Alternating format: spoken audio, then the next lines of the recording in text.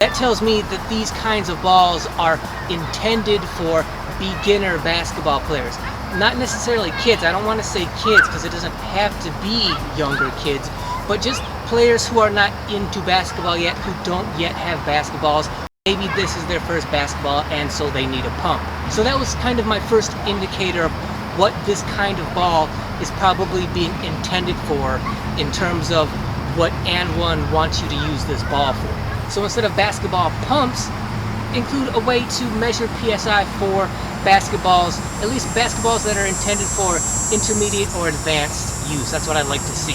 But when you get a cheaper ball and it comes with a pump, that's a pretty good indicator to me that that ball is intended for new users. When we get into the actual build of the basketball, this is a straight rubber basketball, completely standard in its material. While the rubber feels very standard, very average for an outdoor rubber basketball, the problem is in this cover, the material on the rubber of the basketball that gives it this cool design, right? So you got rubber, and then you have what is kind of like a plastic kind of sticker that they just kind of stuck on top of this ball. When you put that plastic on top of this rubber, now you have kind of a sheen on the rubber. It's kind of more slipperier, right? It's got a slick to it that it shouldn't have.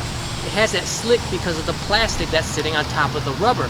If this covering here that didn't give it this cool design wasn't on here, the grip and feel would be better, it would be tackier, but because you have this cool design, now you have plastic on top of rubber, making it a little bit slippery.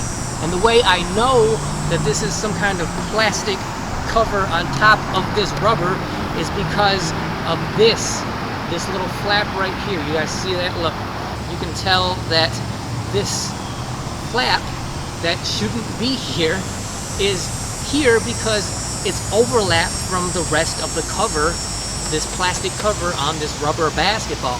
This is not acceptable to me.